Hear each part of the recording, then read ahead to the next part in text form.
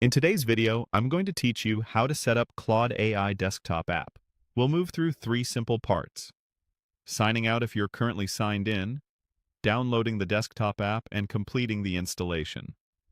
I'll add quick tips along the way to keep everything smooth and straightforward. First, make sure you're logged out of Claude in your browser. Open the Claude website, look to the top right corner for your account or profile menu, and choose Log Out. Starting from a logged out state helps the installer avoid carrying over an old session and ensures a clean first run later. If you use more than one browser window, check the one you plan to use for this setup and confirm you see the sign-in screen when you refresh the page. This quick reset reduces odd login prompts during installation and keeps things tidy. Next, download the desktop app. On the Claude sign-in page, look for the Download Desktop App option and click it. If you're asked to choose your operating system, pick the one you're using right now. Your browser may ask where to save the installer. The default Downloads folder is perfectly fine. Keep your internet connection stable during this step, and wait for the download to fully complete before opening anything. If the download seems slow, give it a moment.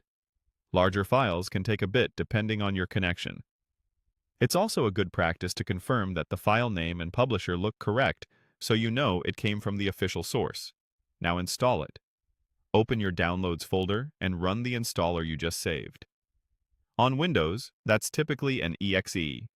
Double-click it, then follow the on-screen prompts, accepting the license and keeping the default install location unless you have a specific reason to change it. On macOS, you'll usually open a DMG file and drag the Claude app into your Applications folder when prompted. Make sure you have some free disk space available. Installers may need temporary room to finish. During installation, your system may ask for permission to proceed or to make changes. Approve those prompts so the setup can complete. If your security settings flag the app because it's new, choose the option to allow it, provided the publisher details match what you expect.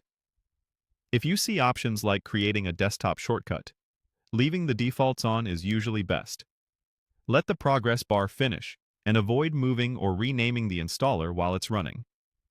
When the installer completes, you should see a confirmation message. The app icon will be available in your Applications folder on macOS or in your Windows Start menu, and you can pin it to your dock or taskbar for quick access. That's all it takes. You've signed out, downloaded the official installer, and completed the setup for the Claude AI desktop app. Thanks for following along, and great job getting everything ready for your next session.